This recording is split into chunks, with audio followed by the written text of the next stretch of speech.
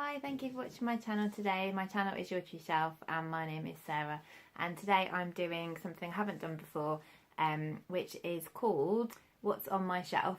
And basically what I've done is my 4-year-old has gone and picked some books at random off the shelf. Some I've read, some I haven't read, and I'm just going to talk about them. So I thought it might be a good way to do both some recommendations and help people discover books they haven't read before, but also prompt me to read some that have been on my shelf for a while. So without further ado, the first one is this one, Mountains of the Mind by Robert Macfarlane. So Robert Macfarlane is a nature writer who I haven't read before, and this is a book that I haven't yet read. I saw him at the UEA Literary Festival and I bought this there, and he has signed it for me, which is very lovely. So it's basically a history of 300 years of mountaineering. So I haven't read anything by him before, and so he was a really good speaker, so I definitely wanted to buy one of his books when I'd finished watching him talk.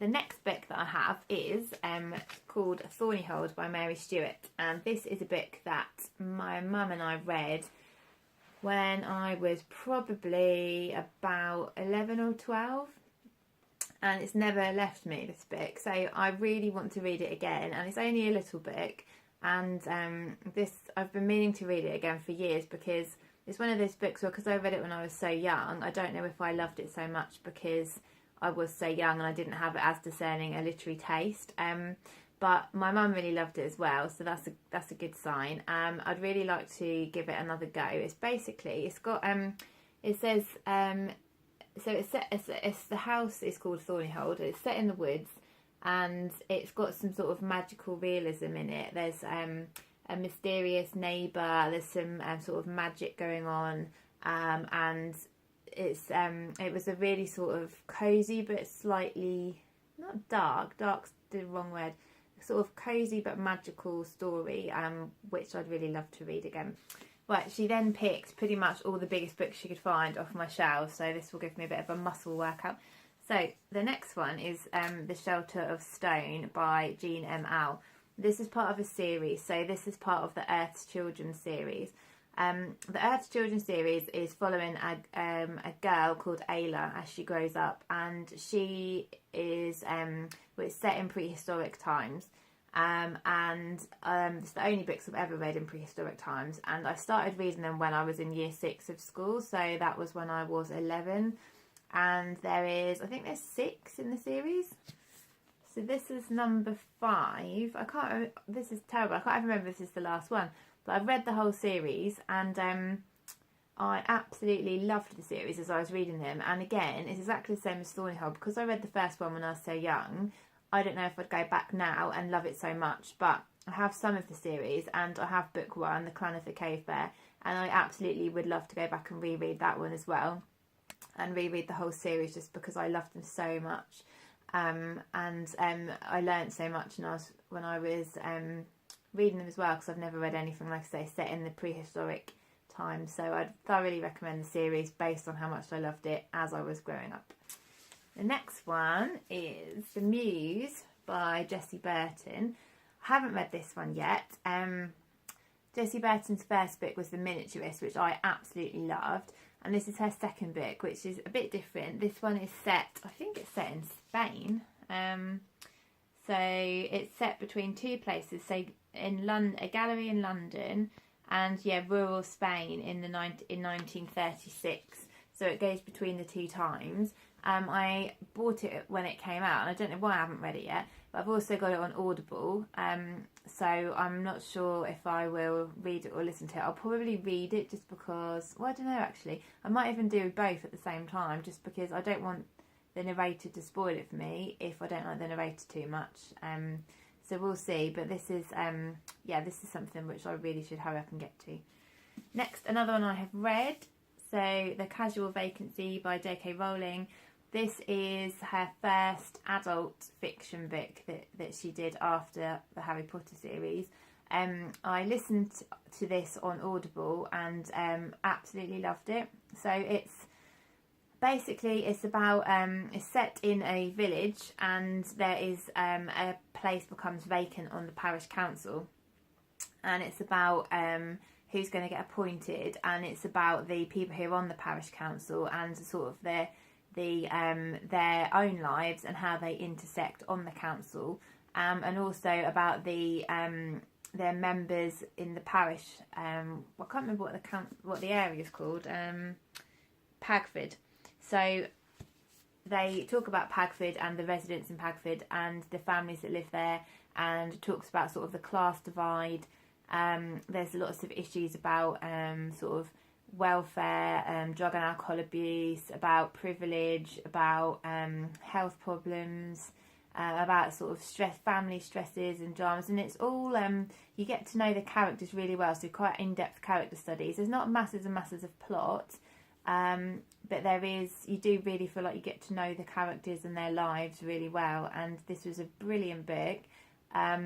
It's not, like I say, it's not pacey, but it's really really good depth study, and I would really recommend this one. It's brilliant.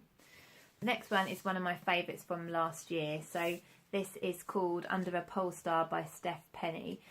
This is set in the 1800s. Let me just refresh my memory.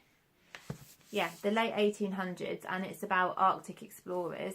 So it's about a lady called Flora who grows up as her dad is on the whaling ships, and so she grows up going to the pole, and basically she then wants to become an explorer, and it's about how the things are much harder for her because she's a woman, and men don't want to be led by a women expedition leader, and it's about how she has to sort of raise the funds to go on her expeditions, and it's also about a fellow group of explorers, and it's a really beautiful love story as well. So she falls in love with a fellow explorer, and it's about their worlds and how they meet and their lives, and it's just absolutely beautiful. Like, it is quite heartbreaking in places.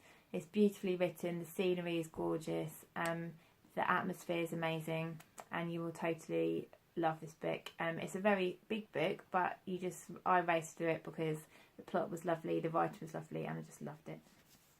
The penultimate book is one that's very precious to me because this was my granddad's book, and my granddad is no longer with us. This is an anthology of John Steinbeck, and he has written... One second. He's written, bless his heart, he's written his name and the date and the place where he got it in 1990 in the front of the book, and so it's super precious to me for that reason alone.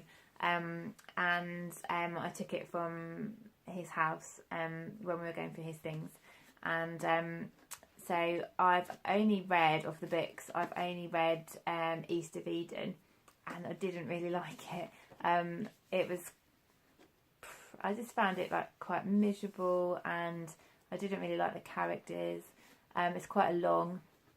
It's also difficult because this is a big anthology and it's very heavy. It's kind of difficult to take it anywhere. But I will give the rest a try. I've never actually read any of the other Steinbeck. Amazingly, I've got this far in my life without reading Of Mice and Men. We never did it at school. And so I will be reading some of the other books to see what I think. But this one mainly I wanted, like I say, for sentimental reasons, but I will be giving the other stories a try.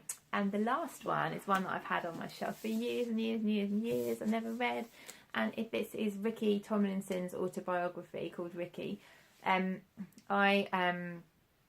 as I'm sure many people were, was a massive fan of the sitcom The Royal Family, where he played the dad. And that's how I kind of heard of Ricky Tomlinson. But he's had a really interesting life, as he's been to prison for to do with the strikes in the 80s, and he is like a union man. And I think he's had a really interesting sort of working class life, and then obviously he's kind of gone on to become an actor. And so I bought this for my dad. Goodness only knows how many years ago. It came out. Let's see. So it came out in 2003, so I've obviously had it for 15 years. I bought it for my dad. He really enjoyed it, and then he passed it on to me to read. And sorry, Dad, I still haven't given it back. That's absolutely ridiculous. I've had it on my shelf for that long. This should really prompt me to read it, because I'm sure it'll be really interesting. And I do love reading, you know, an autobiography or a memoir as well as fiction.